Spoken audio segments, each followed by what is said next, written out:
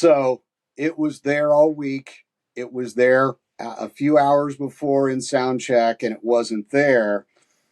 And John just looks over and he gives me one of those, just like,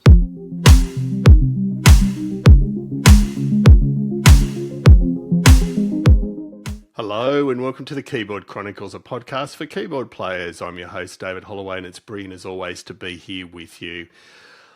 I always say I'm pumped, I always say I'm excited, but look, I'm particularly excited tonight because I've been a John Mellencamp fanboy for, since I can remember. So since I was a teenager, and that's way too long ago.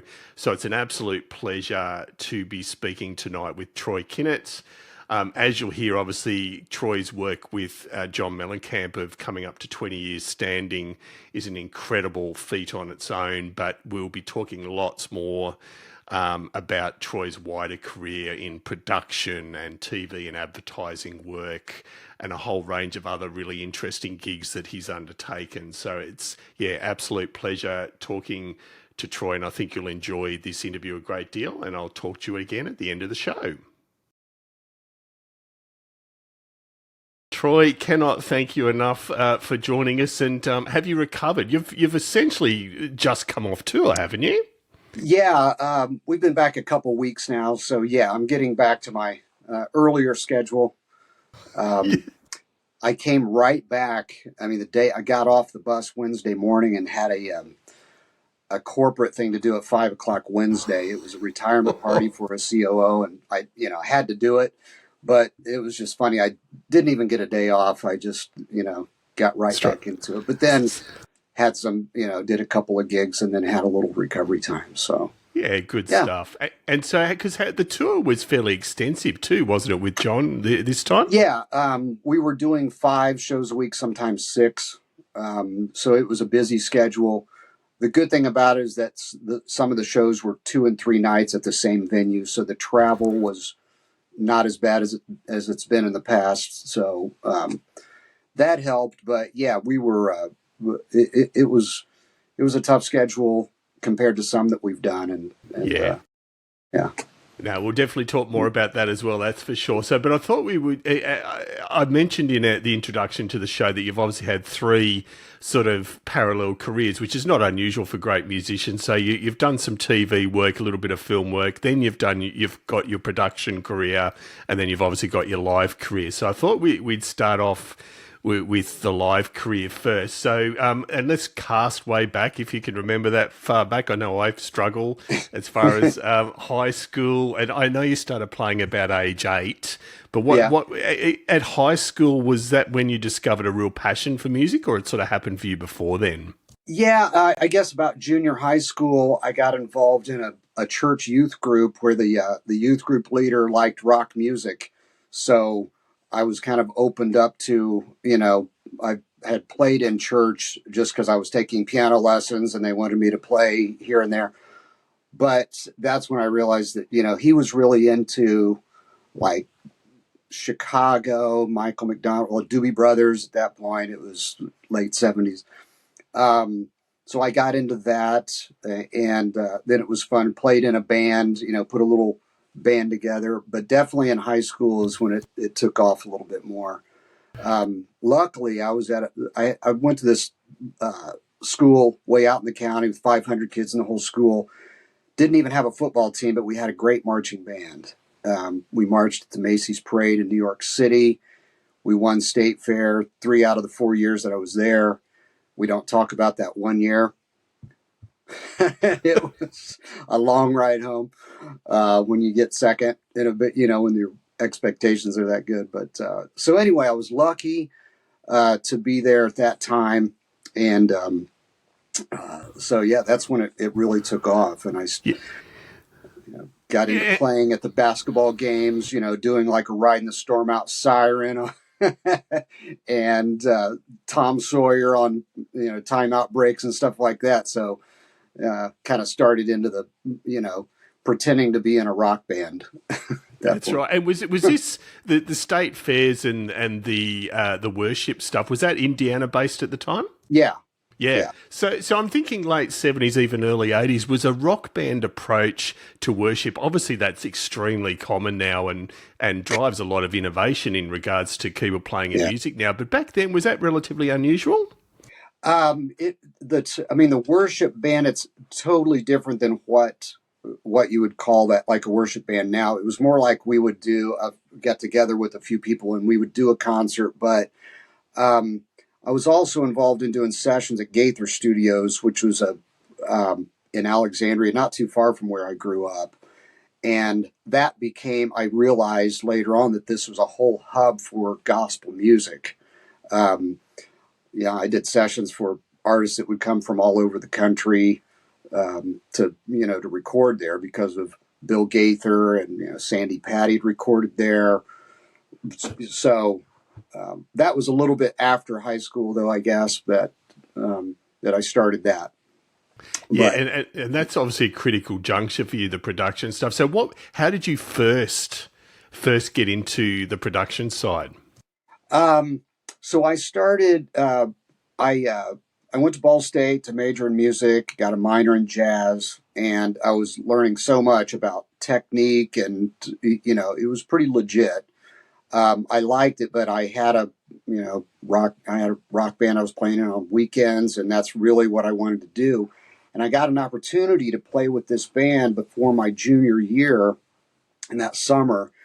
And I was living with my mom. I was commuting, going to Ball State.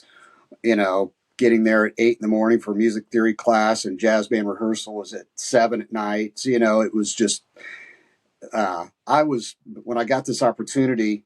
This band had a crew that set up the gear, and we made $200 a week. Wow. I left. I just did that. So um, that was in my little kind of naive world that I lived in. The band that was really going places and had a big following, and had some originals. So it was great for a while, but through that, as soon as we started recording, I talked to the engineer about wanting to do studio work. And then I met people that would come in, like an engineer that was doing studio work, and right away I thought I've got to meet him. I've got to talk to him about that, because that's where I saw my career going. Really, not just in a van driving around the Midwest playing at clubs. So luckily, I was able to meet some people in the business, and after a few years, got a job at TRC Studios, it's now Static Shack. It's owned by Tom Griswold of the Bob and Tom Show, and done a lot of work there over the years. But I got just an entry level staff writer position there, producer, and actually was there during at a time when John Casella was there, which was Mellencamp's keyboard player on all those big hits in the '80s. So it was a great time to kind of get my foot in the door and kind of get out of the touring, out of the playing clubs, and to start doing studio work. That's great. And so we're definitely going to talk about Mellencamp for Yeah. sure. So in that, prior to meeting, I mean, obviously, as you said, you met John. So some of the other artists you worked with, what was some of the, if not notable by name, even just from experience, where you really learnt a lot and really built your confidence as a musician? Yeah, Jimmy Reiser's one. He had an album on Arista Records. Very talented guitar and violinist and songwriter. I played with him. Sandy Patty, though, I can tell you, she's the most talented musician I've ever worked with. Just all the way around. What she can do with her voice is incredible. She's a Grammy Award winning, artist.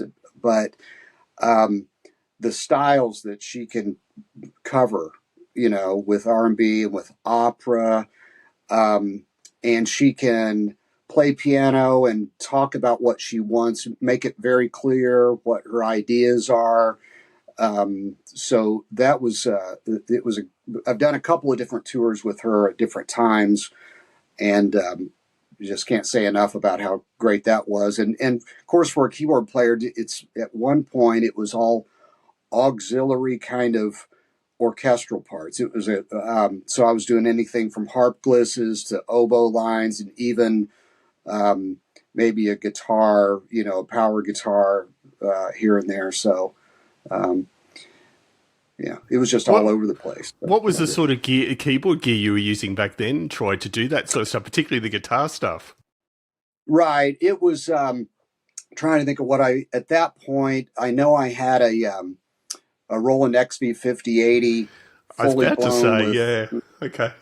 with all of the expansion cards. I think I was using a Chord Trinity, um, and maybe a Yamaha S90. I don't know. It might have been before that. That one goes back to '99. I think it was a S90. Yeah. Um, and then another module. Um, I'm confused. There was another tour where I had a Hammond XM1, and it was so after. I think that was a little bit later, but I'm sure a lot of it was from the Roland at Yeah, the so it's an time. interesting period that time, Troy. So were you, I mean, we talked to a lot of studio musicians who, are playing Rhodes and B3s and stuff Mm-hmm. like that. Were you doing a lot of that, or was that more No, contemporary stuff? actually, yeah, the first tour that I did with her, I was the third keyboard player. There was a piano player that played grand. There was a keyboard player that had been with her for years, and then came in on that second chair and did so. He covered a lot of strings and organ, and I was there to do whatever else. If it was French horn, it was actually a Christmas concert, so there was all kinds of bells, and there was a percussionist doing timpani and tubular bells, but the tracks were just huge. And the second time I went out with her, we had some tracks that were played off of Ableton, and it was actually the London Philharmonic tracks. Oh, wow. So that at that point it was a little bit more, like electric piano and organ, but it was a smaller band. There was a piano player, and then I played keys. So Gotcha. Yeah, yeah. No, that's great. So you're doing both studio and live work with Sandy, and so how did it progress from there for you? at that point, I was working at Caboose Productions, doing a lot of TV, a lot of scores for TV spots, and from there, I played for a dinner theater for a couple of years. When my son was young, they did Broadway musicals, and they did that schedule. So it was 8 shows a week. I was there 6 nights a week. Yeah. Uh, Sunday mornings, I did a church gig that was held at that dinner theater, so I was there Wow. Sunday morning doing church, take a little Starbucks break, go and do a matinee, come home and eat dinner for 3 hours, and go back and do a Sunday night show. But at that point, my son was young, my wife was home with him, or I was home with him in the morning, and she was home with him at night, and we made it work without without a lot of childcare. So I'm going to do a sidestep. The musical stuff, as most of our listeners and viewers will know, is very different to both live sort of rock or pop or blues stuff. Yeah. And it's certainly different to session work because you've got usually fairly strict scores. You've got, as you said, a lot of gigs, 7, 8 gigs a week. How did your college work and your work to date prepare you well for that, or was there still a bit of a learning curve for you there? Oh, absolutely, because everything, was written out, and I had to condense a chart to my job was actually to play key bass and strings for a lot of it, not all the time.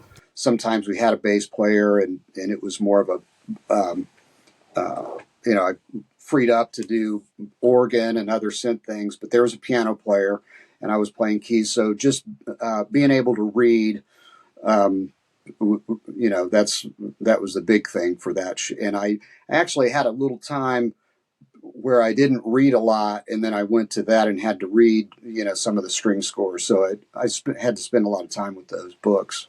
Yeah. And so, question without notice, favourite musical, if you can remember back to all the different ones you played. What one did you like the most? Peter Pan. I would Oh, say okay. that was Yeah. really interesting. Some of the underscoring, some of the, that was a lot of fun. Will Rogers' Follies was the most challenging, I would say, or Cats. Yeah. Well, that was Yeah. pretty challenging. But Yeah. what I remember about Rogers' Follies is so many things in B. I was Okay. just going, all of this 5 sharp stuff, really? Yeah, Why that that's sticks cruel. out in my mind, but Yeah, that's cruel. And have you ever been tempted to do a musical yourself? And we're going to talk about the Mellencamp King musical, but just yourself. Have you ever been right. tempted to do a musical yourself? No, that hasn't been. Yeah, it's not one of those things that No. I've had a burning desire to do, but I definitely like playing. It's something I'd like to do again, to do more Yeah. of. It's like your different aspects of your career have interweaved, which makes sense. So how did you get back into the more session recording stuff, and eventually, meeting Mellencamp and studying on that part of your career? Right. So throughout that whole time that I was working at, like staff writing and producing, I did sessions with Dane Clark, the drummer that's played with John since '96. He was the drummer that I would bring in to play on my projects. I did everything that we did at Gaither Studios. He was probably on 95% of that. If he wasn't on tour, he was playing on that.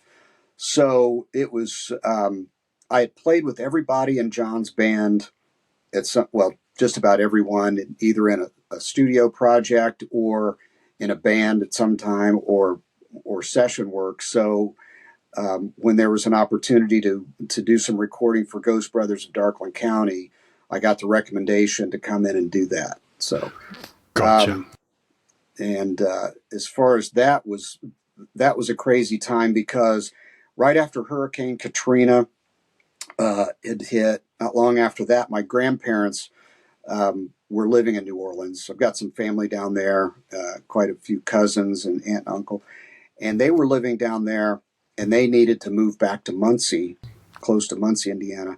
And my brother and I had planned a long weekend to go down and move them back up here. Well, I got the call on Thursday afternoon to record with John on Monday morning. So, Wow. and it was 4 days of sessions with John to work on that musical. So I literally rode in the back of my brother's truck. He had a back seat of his truck, and I practiced my accordion as Oh, he drove wow. down to New Orleans. That's Um, incredible. yeah, and well, at the time, the way they had the instrumentation on that, it was 2 guitars, violin, and accordion is the way they were arranging the musical at that point. And so most of the songs were on accordion, one was on piano. So I wasn't playing that much accordion at the time, and it's just something that had to happen. So he drove, I practiced, we did the move, we got back on Sunday, and Wow. it went really well with John. Luckily, the one song that was on piano is when I got to really show him, this is my instrument. But it went really well, and then 6 months later, got asked to do the tour. And so, just briefly on the accordion. So, had you played a lot of accordion before that? I, I played with Larry Crane, which was who worked with John years ago. But it was mainly just something on a session here and there. I didn't grow up playing accordion at all. I was close to 30 years old before I ever, started playing accordion. So, no, not a lot. It was something that you know, I had to just kind of dig in and figure it out. Yes, that's amazing. And obviously, the sessions did go well. And so, you said 6 months later. Was it like a lot of sidemen working with artists? You were just invited to, hey, we need someone for the next tour, or did you actually have to have a formal audition? No, actually, the at the point when I went down to record with him, it was that was kind of in looking back, kind of my audition, and I knew that Yeah. if I really nailed it, it would put me in a good position to get that call. So luckily, I didn't have to go through that audition and wait in line, and it was that was kind of my audition. But he also made it clear on that first tour, it doesn't mean you're in the band just because I got called to do a tour. So that was kind of later on. It was just kind of I was the de facto keyboard player. I figured it out, but Yeah. not as soon as the tour started, No, for that sure. sort of doesn't surprise me. And so, for the sake of our Oh, look, I'm doubtful there are many of our listeners or viewers that don't understand how iconic a musician John Mellencamp is in the context of the US, but also the world. But it's probably just worth you explaining, having worked with him for nearly 20 years, what he means to Americans. Oh my gosh.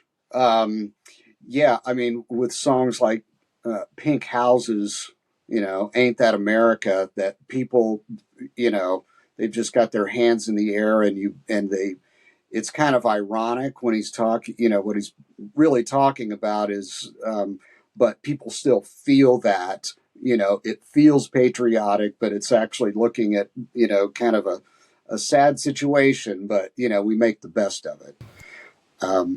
So, yeah, that's funny. And what he means, I mean, I grew up in not far from Muncie, Indiana. So it's just, it was somebody that I had heard. I was familiar with, a lot of hits that probably weren't as big across the country.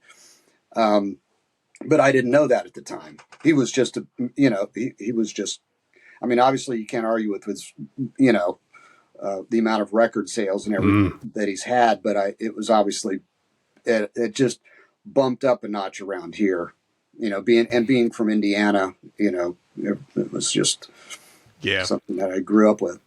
And because Australia plays an interesting role too there, and I know John himself has an interesting relationship with some of his earlier stuff for very legitimate reasons, and I know that's been covered extensively in interviews with him. But I mean, obviously Australia has a huge relationship with him. I believe we're one of the first territories to break him big outside of the US.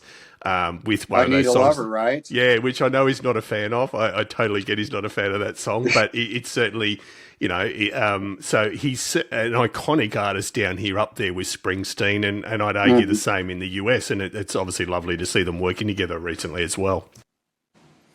Yeah, I Need a Lover, I guess it broke there before it was big here, and it was covered, and, that was so. We actually did a tour of Australia in 2008. And I was there. Yeah, great. You were there. Great. Yeah, I was there. And I remember John saying something along the lines of, I usually hate playing this song. I avoid it like the plague, but because you guys helped break it, I'm going to play it for you tonight. Right. And he did it acoustically. He did a little bit. Yeah. That's right. Yeah, that was one of those tours that really sticks out as a lot of fun because we made the best of, for one thing, we were in a far off land, and they were fly dates too. Yeah. So I think that helped. And Sheryl Crow was opening, and we really got to know her band and crew really well, which we've done tours before where we've never really hung out with the other band that much or got to know them other than just passing, see them in catering here and there. But ironically, her guitar tech, I just ran into him when we played the Beacon Theater about a month ago, and we got to New York. I immediately I had a Sunday afternoon off, went to the Met Museum and walked around there for a while, came back to the hotel and saw her guitar tech. Well, he had just been at the Met setting up for a corporate that they were doing the next day. Wow. And we got to talking about how, that was just so much fun hanging out. And he also said that was one of those tours that sticks out in his mind that, we made the best of it. We had a lot of fun and hung out a lot. The next thing is, so I've got a memory test for you, Troy. That Sydney gig, it wasn't just you and Sheryl playing on the same piece of land that night. And you were in a big stadium of about 15,000, 20,000 people, but there were 60,000 people about 500 metres away. Do you remember who the artist was? Oh, gosh. I wouldn't expect it. It's Andre Rieu. Oh, right. Okay. And our violinist was talking about that. Yeah, now that I'm glad you reminded me about that. It was traffic chaos. Just as a fan, it was traffic chaos. Anyway, sorry, I do diverge. So, I mean, the relationships with those songs across the years, and you've just been touring. It's really amazing to see some of the live videos of the last couple of tours. That I know you've been interviewed before and saying that John obviously chooses very carefully what he plays. He's got such a back catalogue now, but he seems to have mastered the technique of, yeah, there's some great songs everyone knows, but there's also a lot of newer stuff. Is that what keeps it really fresh for you as a touring musician? Yeah, we did. We always like playing, some new material, but I think it's pretty obvious why people are there, so you have to kind of tread lightly with that. So we work with John works with the list to make sure that it's right, and he can feel when, it's going like this. And once he gets it, that he feels like it's a good flow, we don't change it. Yeah. That's what we kind of got into a groove on it in this tour, and found the list that worked. Which is great, yeah. Mm-hmm. And I know in previous interviews and this is an absolute compliment, not a criticism, that John's a very exacting band leader. He knows what he wants. Tell us about how he works with the band. I know you've said before he absolutely gives freedom where there is freedom, but he also knows what he wants. Tell us about how that dynamic works within the band when you're preparing for a tour. Yeah, so everybody is, he relies on them heavily to come up with a part that's going to work, but if you're not doing it, he'll have an idea, and it's usually a reference. It's we'll get that organ sound that he's using on this song or whatever. So that was part of my thing in the early stages, was just understanding how he communicates, and how to work. But there's no question he knows every note that everybody's playing on every song, because it's like that's how intended he's listening in rehearsals, and it's going to be the same every night. Although we sound like a rock band, but those parts are worked out. It's nothing. If it sounds like Rolling Stones, that kind of has a loose sound or whatever, it's intentional. It sounds like that. So that's right. Yeah. And over your nearly 20 years, Troy, with John, has the approach changed, or that's been fairly consistent? And I'm sure none of you take anything for granted, but has it got easier at all over the 20 years? Yeah, it has, because I just know where to go. I think where in the early stages, I think I was maybe a little bit all over the map, trying this and trying that. Now I know, it's like pretty much what's going to work. But I also, if I've got an idea for something, I'm going to put it out there if it's a little different, so it's nice to get some piano into the, more of the newer music. The last couple records, there's been more piano. I mean, there was some, but definitely more of that, which is, I like. Well, let's cover that briefly, Troy. So you've been involved in the recording of how many Mellencamp albums now? Oh, I should have that, number right in front of me. It'd be a few, though, wouldn't it? It'd be, I'm guessing, what, 6 or 8? Freedom's Road, Life, Death, Love, and Freedom. There was a live record for that. Other people's stuff. Plain Spoken, Sad Clowns and Hillbillies, Strictly One-Eyed Jack. And the new one? Orpheus Descending. Yeah.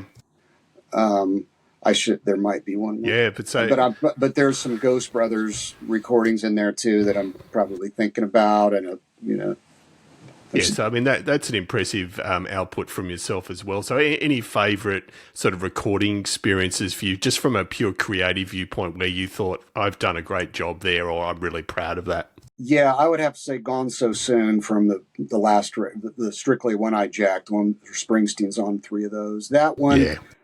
For sure, got to do some piano that I'd never heard on a Mellencamp record, which was, that turned out, and David Leonard, I just can't say enough about our engineer and working with him. I mean, that guy, wow, he's done it all. And started when he was, 18 on the road with Chick Corea. So wow. It's great hearing his stories too. But just the way he can make the piano sound. I mean, my accordion, the way he makes that sound on the recordings, that Wasted Days. The with Bruce is on that song. It's also strictly One Eye Jack.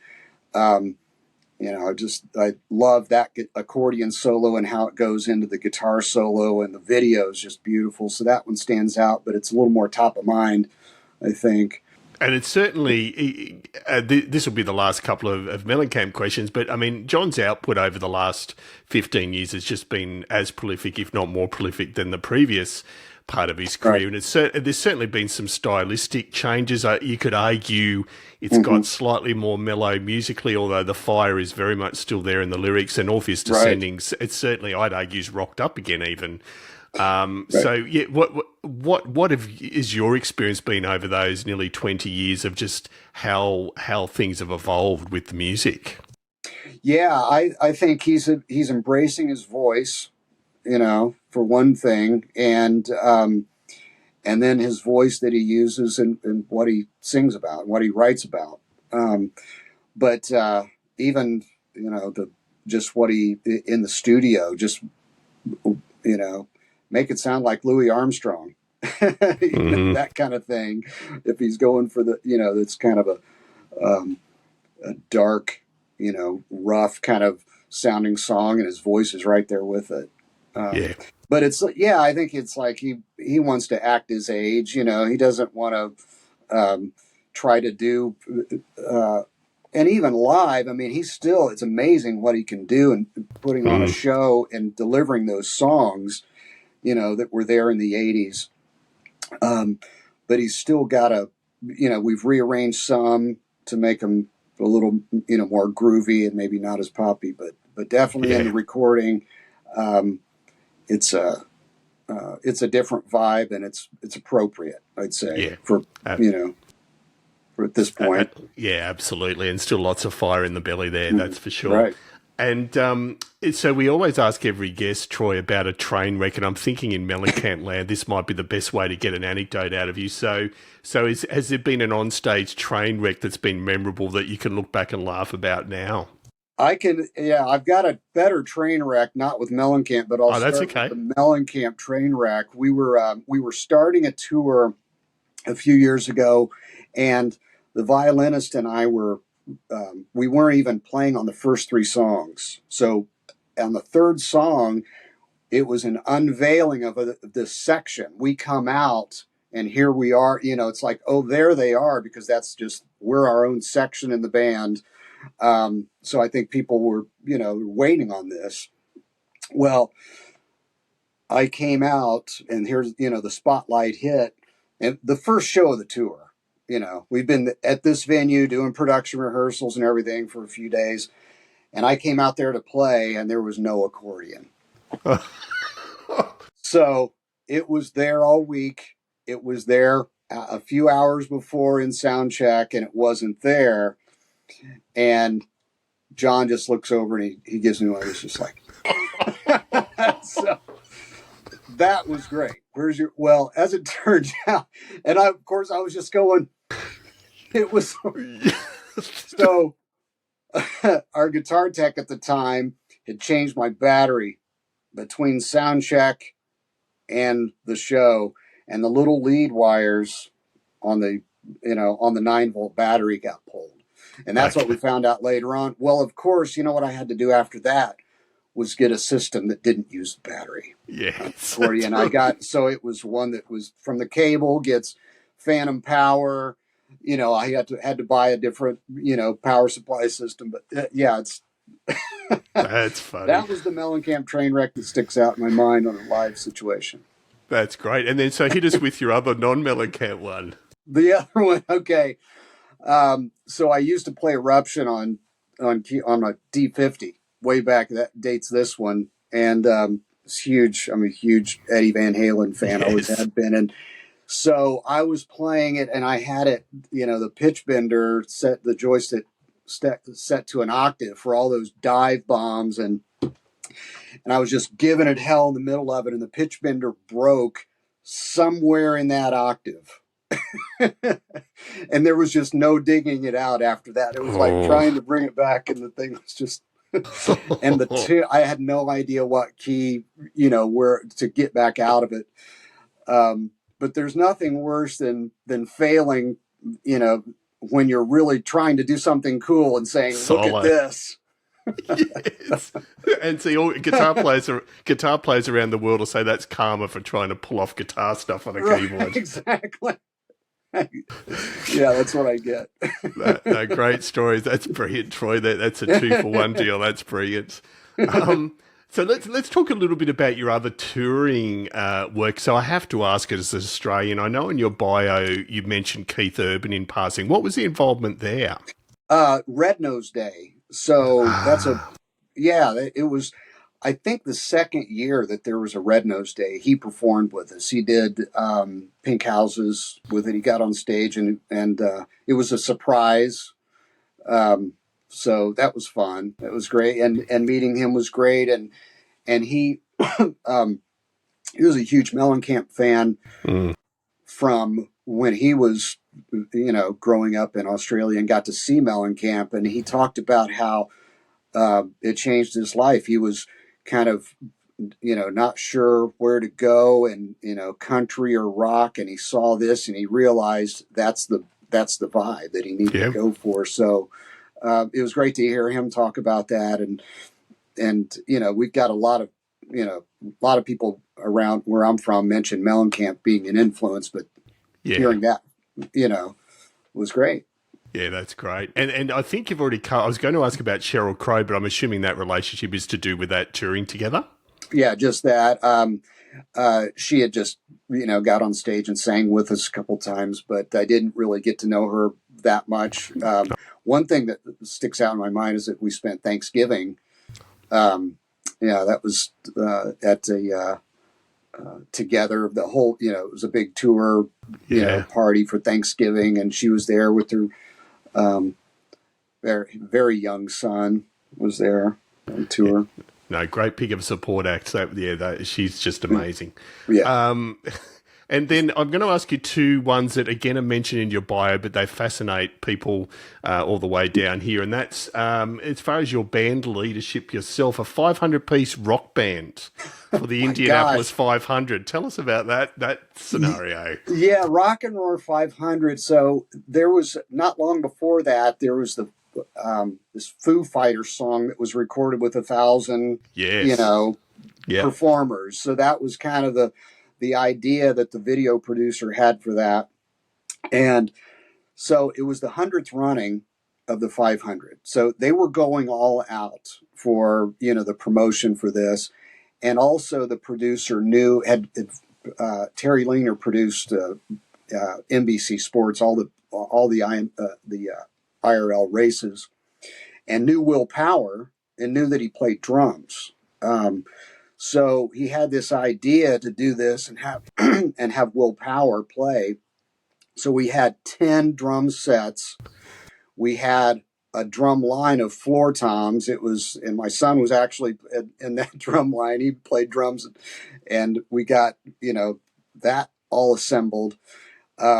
I met with these choirs like Eastern Star Church Choir, Ash Rock, this group of students from Sam Ash, their music program. We started the meetings for this in February Yeah. for the big video that took place in May. So it was quite a lot of planning, just assembling the performers. My niece was in a dance troupe, and they were involved in. I mean, it was all hands on deck, Yeah. and but it was fun when Will Power came over, and my son was playing drums and had a drum set in the basement, and he came over to practice the song that we did, "Love Runs Out," and he really, I mean, he worked his butt off down there for at least a couple hours. I mean, he already knew the song, but it was fun talking to him, and he talked about that, how playing a song is a lot like working on a lap, Yeah. and I never really thought about that. And it's like, he said there's turns in it, and, he really, he did a great job. But what we did is we assembled 500 performers to perform this song and record a video. Um, and the weather, oh my gosh, we were sweating it out at the end. It was like I think we were supposed to shoot at 6 o'clock. Um, but then there were some unknowns, like the weather. There was a couple of days, or a few days before we were on Pan Am Plaza, there was a concern now about the weight with all the performers. It's like, oh, this, because there's like a parking garage underneath it. So we had to make sure that there was no PA at a certain point, place. And all of these things started coming up. And then promo, and oh yeah, can you do a promo? Can you go on the news at 6:30 this morning and talk about it? Stuff like that just came up. But the weather held out, and we pulled it off, and it was just one of those things that sticks out in my mind as just a highlight. I'm a West Sider too. My wife grew up in Speedway, and we're so. We've got an Airbnb and property in Speedway and all that. So it's just great to kind of, do something that hits home. It's that close to home, and it was huge. Wow. Yeah, that's amazing. And logistically, I'm fascinated right back to even the Foo Fighters one that you mentioned. Logistically, I assume you're not recording every participant. I assume you've got a subset of musicians you're actually running through to record. Yes, you're right. So Dane Clark from John's band his drums were mic'd up, and then we had all of the other drums, and we've had just some distant mics. I did have guide tracks with the vocals, and then we had a couple of singers that were close mic'd, and then we had mics on the different sections of the audience that were singing. So I was amazed at how great that turned out, and how little we had to use the guide tracks they were barely there to thicken that big drum sound, with the toms, that it was a big tribal, sound. But I really thought we were going to need more of that in the end, but I'm thrilled with the way the mix turned out and how huge it sounded. And just amazing. And we'll definitely be linking to, I'm pretty sure that's up on YouTube, Troy, isn't it? I'm sure it's, yeah. So we'll be linking that. And the other one I was going to ask you about was one that you've sort of covered, which is the Ghost Brothers of Darkland County. I mean, it's an amazing collaboration, obviously, between Mellencamp and Stephen King. The obvious question is, I assume you never got to lay eyes on Stephen King? Oh, yeah, quite a few times. Yeah. Yeah, he was in there, in the workshops. He was there quite a bit. Did he get up and play, Troy? Because he was always, because I've forgotten the name of his band, but he had a band for many years. That was before I was in the band. Not long before I got in the band, he did get up on stage with John and played on a song. Played guitar. I remember, seeing a video clip of that. But when we were working on that, we did the Alliance Theater. We did a 6-week run at the Alliance Theater in Atlanta. We did 2 different tours. There were at least 6-week tours, and then several workshops in between. So he was around quite a bit, and there were so many rewrites, and I did get to, see him several times, and at dinners or at rehearsals. Yeah. Seems like a down-to-earth guy. And sorry, that's just my fanboy moment. Absolutely. Major Stephen King fan. But it's just great when he has a thought and wants to talk about something, you can hear a pin drop. Then everybody, it's just he's speaking. What does he have to say? It's just, No, great stylistic musical, and the soundtrack is a slightly different beast again, but some of the amazing artists working on that, from Elvis Costello, and I was just, for those that haven't heard it, it's well worth a listen. I don't know whether there's any plans. Are there plans for further rejuvenations of that, like most musicals? Is it likely to come back at some stage? I don't think that at this point, it was one of those things that it was on and off for quite a while. And then the last I remember before COVID, there was something that I had heard that it was going to do a run somewhere closer to Stephen King's stomping grounds in Maine or in New England area. And then I haven't heard since then what happened, but I'm sure that was, Yeah, as you know, with musicals, they always usually come back around. So, and let's talk about, probably cast back a bit. You mentioned about TV and advertising work. So, composing your own stuff, that's obviously something that you still do. And how's that developed for you over time? Yeah, not as much. I mean, that the production music just world, that's changed a lot since I was doing it a lot. And that was my full time job through the '90s, and actually until I got in John's band, that was it.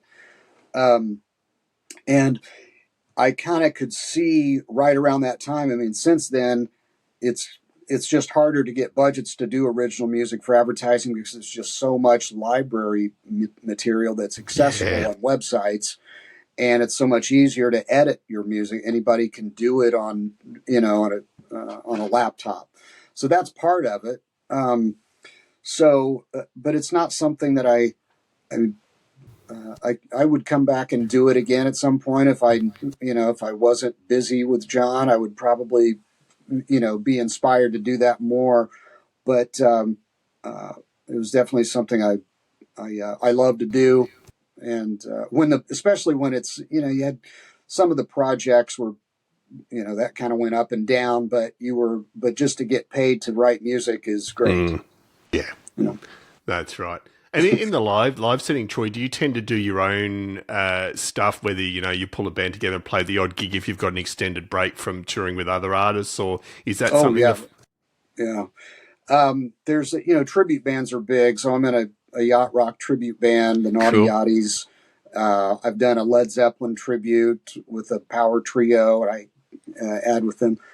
But with the yacht rock band, Josh Kaufman's our singer. He won The Voice a few years ago. Just got a great voice for like the David Pack and Kenny Loggins, Michael McDonald.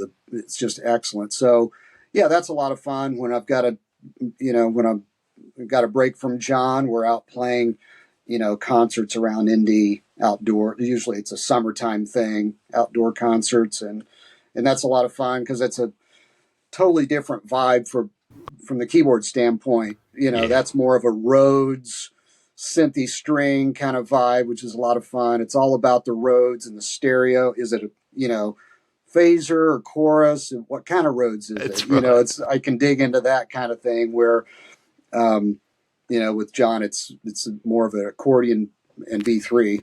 That's right. Yeah.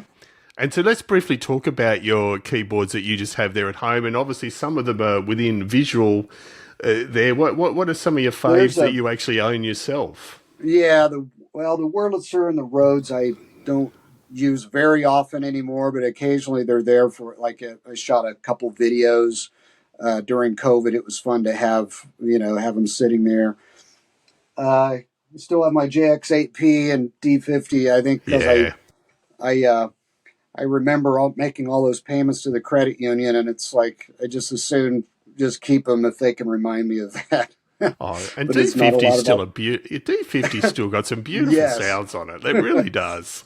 Yeah, but with my main live rig around here is using a Roland FA07 and a Cord Chrome, and then I've got a Mo XF8 that I use a lot too, Yamaha, and then I'm really getting into this my iPad rig now. Yeah. I'm trying to. When I was doing the Sandy Patty tour, we did a show in Puerto Rico, and I couldn't get those keyboards that I was using, and I had to get rental gear, and I couldn't transfer my sounds from the Yamaha to a stock motif or whatever. So I just thought I need to get an iPad rig down so I can, or a laptop. But I really like what, like that, the Hammond X, the B3X. Oh my gosh, I love that app, and thanks Tom Brislin for he had a hand in that, right? So I believe remember watching his videos about that, and so I'm really getting into that, and maybe that'll be, and it's maybe next year I'll be using that more for gigs around here, but more of the iPad. But I still use the I'll play tomorrow night with Doug Hinthorn, a guy that's singer-songwriter from Indy that's worked with Joe Bonamassa and Jason Bonham, great guitar player. Mm-hmm. Got a lot of originals.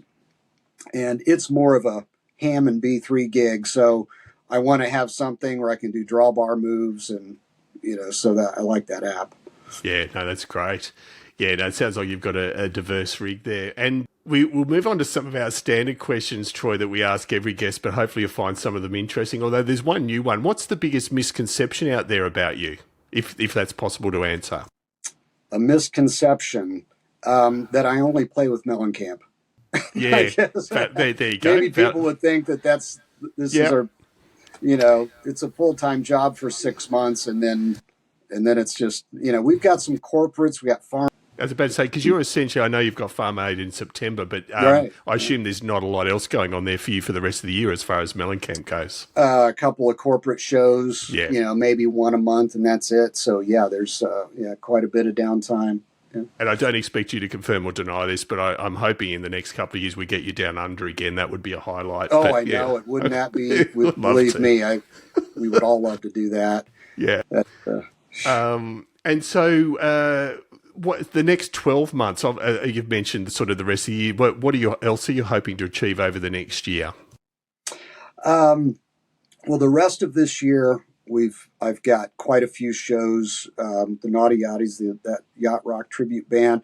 I've got some fun things coming up, which are like house band gigs, where there's a corporate meeting at a hotel downtown, and it's an all-day thing where I'll be MD for the house band that's playing people on and off, and they have like a Tonight Show kind of vibe.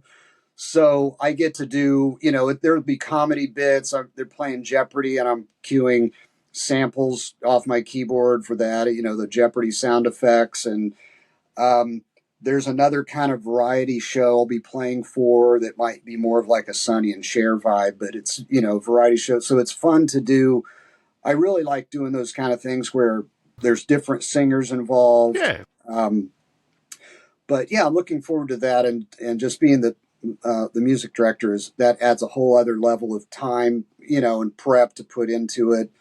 And then just it's the unknowns, we're going to be reading off a script, but there's not a lot of, we don't know exactly how this is going to work until people are on stage doing an interview, and, they might, look to the band for, That's to right. fill something if they need time. So we just got to be ready for anything.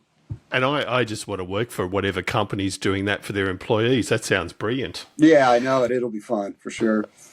And another standard question we ask Troy is tag a keyboard player. So we obviously have the honour of talking to people like yourself. Is there someone out there that you've admired from a distance as a keyboard player that you'd love either us or someone else to interview to find out more about their career? You know who it would be right now is Bobby Sparks. Do you know from Snarky Puppy? Yeah. Yes. Yeah. Definitely on the bucket list. Great pick. Thank Not you. just that band, but I mean, just his solo stuff. I mean, he's just one of those guys that I found on YouTube a few years ago, and it's crazy how many times I've watched him play the solo with his clav, bender. Oh my gosh, it's like Jimi Hendrix with jazz passing tones. It's just amazing. And there's a video with him playing with Marcus Miller. He's doing a Hammond solo. And he just lays his elbow on the keyboard. I mean, you got to be comfortable with with yourself to do that in front of thousands of people. And it was just incredible. That's right. So, yeah, I'm so inspired by this guy now. No, great pick. Great, superb pick. And then the dreaded desert island discs question, Troy. Five albums that if you had to take them to a desert island, what would they be? It's dreaded, isn't it? Because so Van Halen 1984. Great. The first one that comes to mind, and it's because it wasn't like I started listening to Van Halen in the early stages, but wow, once that came out, I found myself alone with a Walkman and that cassette walking all night. And so that just, it was a time when it was like right before I graduated high school, and I wasn't sure, am I going to work at a bank? Am I going to be a musician? So there you go. That's why just being alone with that wasn't a desert island, but that's one.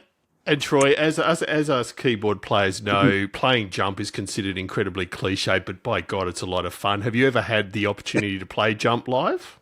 Just once. It's like, it's funny. That's the Desert Island Disc, but not because of that song.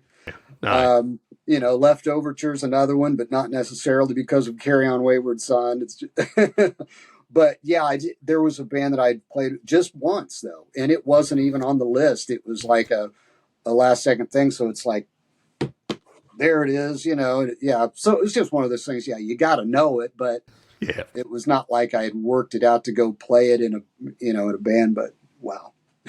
Great stuff. Yeah. But his guitar playing has just inspired me as a musician so much. Yeah. So Left Overture's the other one. That Kansas, one, for sure. Yeah, The Wall, that's a masterpiece. Beautiful. Honky Chateau, there's got to be an Elton John one in there. That one. Big Generator, yes. And that one, because a similar kind of thing to 1984, I just spent a lot of time with it, and it kind of got me through. Because it's like, sometimes you've just got one cassette and you're driving or whatever. So, and then I'm going to cop out and say a decade of Steely Dan. So that's okay. That's valid. I mean, I thought about that. What about compilations? What about greatest hits? And that one, I was going through looking at, is it the Royal Scam or Asia? So, but that one's got it all. It's no, that's valid. It's an ongoing. Truthful, that's what I would grab. It's a running joke on the show, Troy, that a number of people have picked the Beatles box set, so it's totally legitimate to do a decade of Steely Dan. Because you can get more bang. That's right. Or one disc. Could that be a hard disc with my iTunes on it? Right. And you just prompted me on something, Troy. You mentioning Elton John. Obviously, Elton John just wrapped up his major, multi-year tour, and I've seen video of his last speech in Stockholm, I think it was. What does it mean to you as a musician? People like Elton John and Springsteen, Mellencamp. There's 20 of these iconic artists. They're all coming up to an age where eventually they're going to need to stop. It's a real epoch for music, isn't it? Mm-hmm. Yeah, I know it. There's definitely like just doing Farm Aid. We're going to see Willie Nelson and Neil Young, and it's it feels like there was so many in the 60s and 70s that where rock music was just expanding by leaps and bounds, and just getting a chance to see Elton John was incredible. I'm glad I got to do that. Absolutely. Yeah. And long may the rest of them continuing. Right. So, and then the very last question, Troy, is our quick fire 10. So 10 short and sharp answers to 10 very quick questions. So first keyboard you ever owned? Moog Satellite Synthesizer, and I refinished it in shop class. Wow, that's the cool. Wood panel. Have you still got it? Fender Rhodes, I guess. That would be, but the first sense was that Moog. Yeah. You still got the Moog? No. I got the Rhodes. Yeah. No, yeah. I want that. I wish I had it. That's great. Most important pre-gig ritual? Stop drinking water and go to the bathroom over and over. Sorry, the reason I laugh so much is the bathroom has come up, I think, with our last 5 guests. I think we're all getting older, and it's an important issue. It's absolutely an important issue. It's very important. It's like, I mean, it's just one less thing to worry about while you're out there. That's right. Now, if any, the next keyboard you plan on buying? Oh, wow. I've been thinking so much about this, iPad. Probably a controller for that. Something that's, that I can do all the drawbar changes. And I've, I haven't decided on that, but some good ones out there. Considering the maybe the Nautilus 88 key too, as a bass, But I really like the YC. It might be the Yeah. Yamaha. I like that. I mean, there's wow. Yeah. Sorry, Yeah. Well, YC. No, it was they're all quick, but I great. couldn't name one. No, that's great. I think I know the answer to this based on your skill set. Transpose button or adjust on the fly? Yeah, I don't like that transpose button, but I've used it. But it's remembering to put it back after you do. If somebody That's calls an right. audible, but it's one thing. It's good if the whole band tunes down all night. That's one thing, but no, you got to No. look over and the guitar player's playing a G chord. I want to be playing a G chord. Yeah, Be able to that's see right.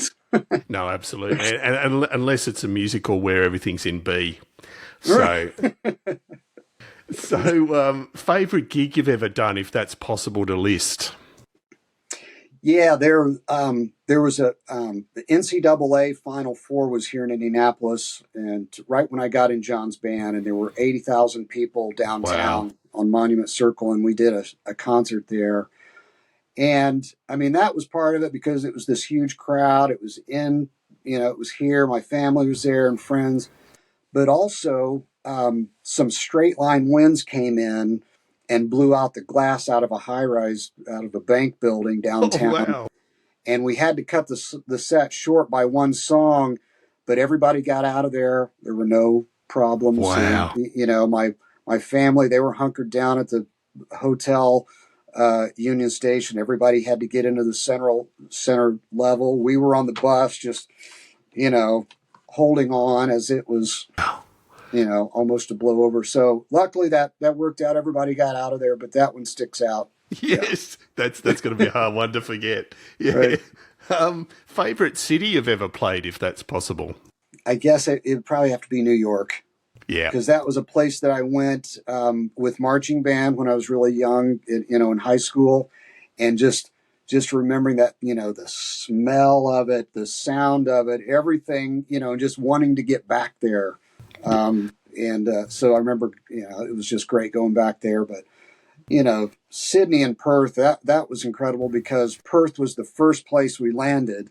Or no, we landed in Sydney after spending 24 hours to get there. Yes. But then we had to go clear to Perth. So I remember Another 5 that one hours. sticks Yeah. out for sure, is because of the, just going, where are we? And just being in, it's just kind of a blur, but Yeah, we're here.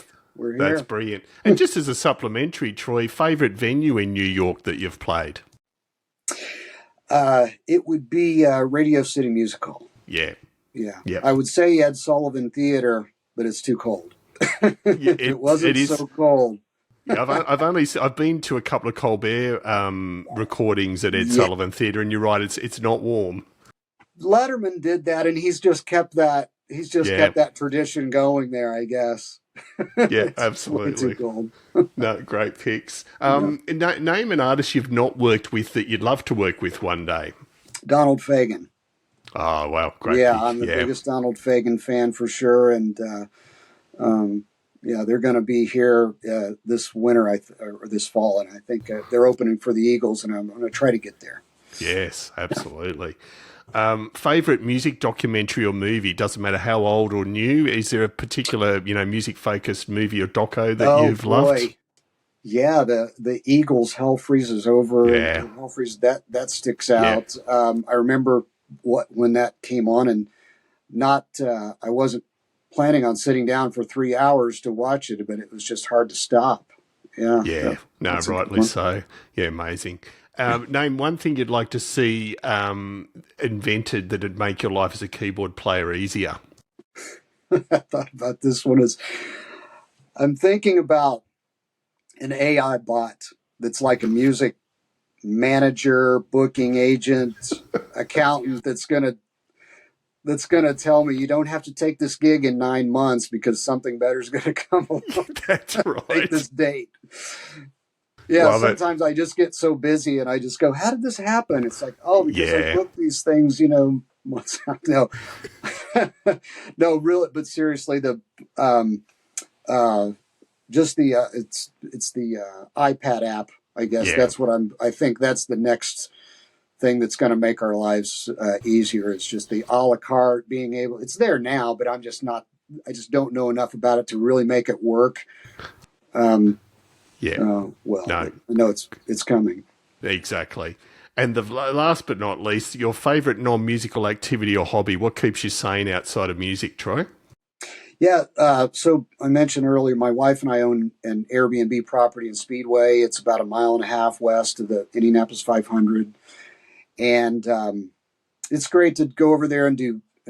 Just I like working in the lawn and just do general, cleanup and maintenance, just to whatever it takes to maintain my wife's superhost status. Is it's That great. is It gets us away from here, and um, it's just a lot of times it's just busy work. I don't have to be creative. It's nice. That's brilliant. Yeah, and I love it. So, Troy, we cannot thank you enough. We say this very often that we barely scratch the surface, and that's definitely the case with yourself. I mean, you've had an amazing career to date and still many, many more years to run. So we can't wait to see what comes next for you. And as we said before, hopefully we see you down under in the near future. Oh, I would love that. Thank you, David. And there we have it. I hope you enjoyed that, and I hope my fanboy didn't shine through too badly. Troy's an amazing player and obviously has had an amazing career to date. I love the breadth of what he's done. And Mellencamp's obviously a core part of it, but everything from the Indy 500 gig, that alone. It would have been an amazing experience. So we'll be definitely keeping in touch with Troy. And yeah, I have everything crossed for a Mellencamp tour down under. We shall see. But yeah, look, cannot thank Troy enough for his time. It's always appreciated. What also is appreciated is your time. We always appreciate you taking the time to listen to these shows. We love putting in the effort we do because we know that they're appreciated out there. And I think I've used the word appreciated 4 times now in 2 sentences. So go me. Big shout out to our gold and silver supporters, Brother Paul Brown from the Water Boys. Brother Paul Brown, love your work. We also love Tammy Catcher's work from Tammy's Musical Stew. Thank you as always. Midnightmastering.com. Mike from Midnight Mastering, brilliant musician, brilliant engineer. Cannot recommend highly enough. Midnightmastering.com. Radio Grande, a great YouTube channel that reimagines some classic songs in a funky way. And last but definitely not least, the musicplayer.com forums. So Troy, for example, mentioned Tom Brislin. Tom is one of many, many great keyboard players that hangs out at musicplayer.com here and there. Highly recommended as a musician's forum and particularly as a forum for keyboard players. Do check it out. So we'll be back again in a week or two. If you'd like to keep in touch or give feedback, editor at keyboardchronicles.com is brilliant. As I mentioned last show, we are on Meta Threads. So if you look for Keyboard Chronicles on the new Threads application that Meta have put out, we're on Instagram as Keyboard Chronicles, and the same goes for Twitter. We're still hanging in there with Twitter, as we are to some extent on TikTok, and we definitely have a presence on LinkedIn. If you're, you're working full time as a musician, like a lot of us do connect with us on LinkedIn. We love hearing from you there as well. So as I said, we'll be back in a week or two. Thank you always for listening and keep on playing.